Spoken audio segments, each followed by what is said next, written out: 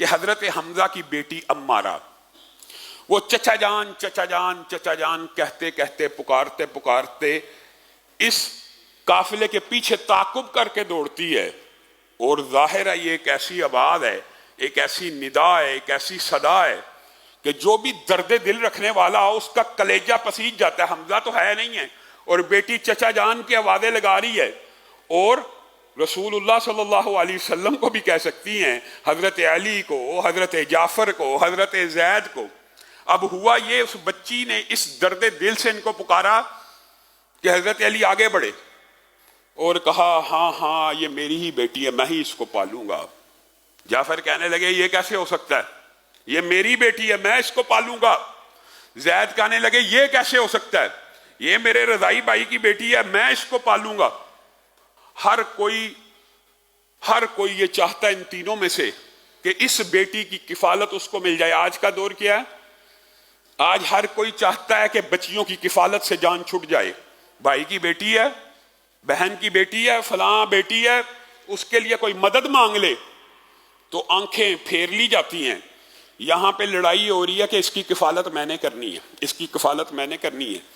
تو رسول اللہ صلی اللہ علیہ وسلم ان کے درمیان فیصلہ فرماتے ہیں، اور فقہا نے اسی فیصلے کی بنیاد کے اوپر بعض ابواب بھی قائم کیے ہیں۔ رسول اللہ صلی اللہ علیہ وسلم نے علی کو کہا علی میں تجھ سے ہوں، تو مجھ سے ہے، تجھے کیا مسئلہ ہے؟ فیصلہ فرمانے سے قبل ان کی دلجوئی فرما رہے ہیں۔ اور جعفر کو کہا آپ تو سیرت و کردار میں بھی میرے جیسے ہیں، اور زید کو کہا آپ تو میرے بھائی ہیں اور میرے مولا ہیں۔ تینوں کو ایک دلجوئی کی کفیت ان کی کر دی کہ اب جو میں فیصلہ سناؤں کسی کو گرا نہ گزرے۔ یہ ٹائٹل ہیں، یہ اعزاز ہیں جو رسول اللہ نے اپنے ان تین بیٹوں کو دیے۔ اور رسول اللہ صلی اللہ علیہ وسلم جب ان کو یہ کہہ کے فارغ ہوئے تو کہنے لگے خالہ جو ہے وہ ماں کی قائم مقام ہے، اس لیے جعفر اس کو اٹھائیے اور اپنے ساتھ لے جائیے۔ یعنی حضرت جعفر کی جو بیوی تھی وہ عمارہ کی خالہ بھی لگتی تھی۔ اور یہاں سے فقہا نے ایک باب باندھا کہ کفالت کے اندر ماں کے بعد پہلا حق خالہ کا ہے۔